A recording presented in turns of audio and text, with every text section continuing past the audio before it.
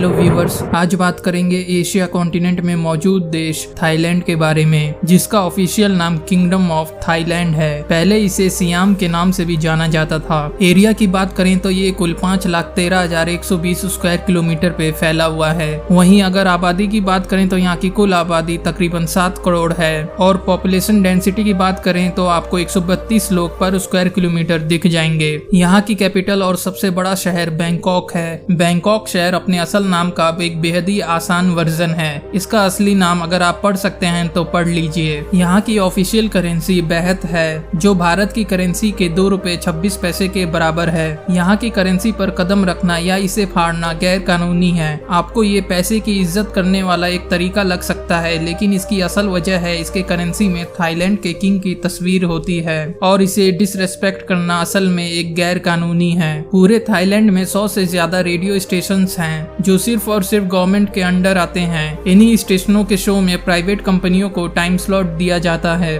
Thailand में नशीली चीजों की तस्करी के लिए सबसे सख्त सजाएं होती हैं। कई टूरिस्ट और बाहरी लोग मौजूदा वक्त में इन्हीं सब के लिए लंबी सजाएं काट रहे हैं। थाईलैंड में पब्लिकली बिना शर्ट में होना गैर कानूनी है और बिना शर्ट के कार चलाना आपको जेल में डाल सकता है। थाईलैंड दुनिया की सबसे बड़ी मछली यानी वेल शार्क और दुनिया की सबसे छोटे मैमल यानी बम्बल चमगादड़ का घर है। थाईलैंड ऑर्किड्स का दुनिया का सबसे बड़ा एक्सपोर्टर है। थाईलैंड के जंगलों में आपको 1500 से भी ज्यादा इसकी स्पीशीज देखने को मिल जाती हैं। थाईलैंड हालांकि एक छोटा देश है, मगर मौजूदा वक्त में ये दुनिया का दूसरा सबसे बड़ा चावल को एक्सपोर्ट करने वाला देश है। बैंकॉक पूरे दुनिया में सबसे ज्यादा घूमने वाला शहर है, जिसने लंदन और पेरिस जैसे शहरों को भी काफी पीछे छोड़ दिया है। हर साल लगभग 60 लाख टूरिस्ट थाईलैंड आते हैं। थाईलैंड दुनिया की प्रोस्टिट्यूशन कैपिटल भी कहा जाता है और ये अपने रेड लाइट डिस्ट्रिक्ट के लिए काफी मशहूर है। एग्रीकल्चर और टूरिज्म थाईलैंड की दो बहुत बड़ी इंडस्ट्री है। थाईलैंड अपनी नेचुरल ब्यूटी जैसे जंगल, पहाड़,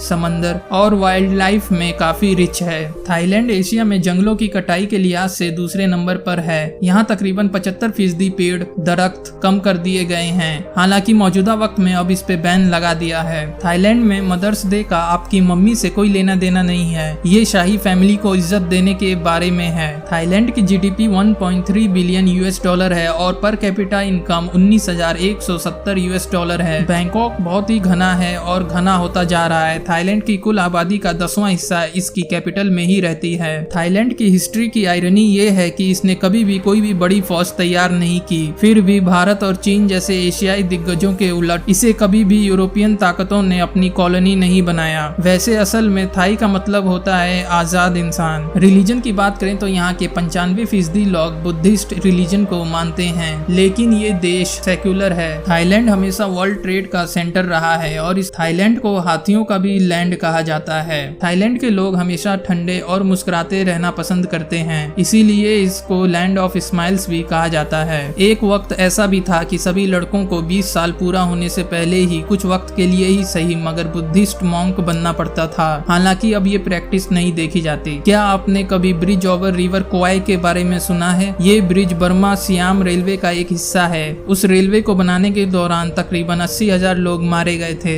दुनिया की मशहूर एनर्जी ड्रिंक रेड बुल की जड़ें थाईलैंड में हैं। ये थाईलैंड की पॉपुलर ड्रिंक क्रेटिंग डैंक पर बेस्ड है, जो 1976 से है। तो ये थे कुछ फैक्ट्स थाईलैंड के बारे में। अगर आपको ये वीडियो अच्छा लगा तो लाइक करें, पसंद नहीं आया तो डिसलाइक करके कमेंट सेक्शन में बताएं क्यों नहीं पसंद आया और सब्सक्राइब करके बेल आइकन के ऑल नोटिफिकेशन को दबा दें।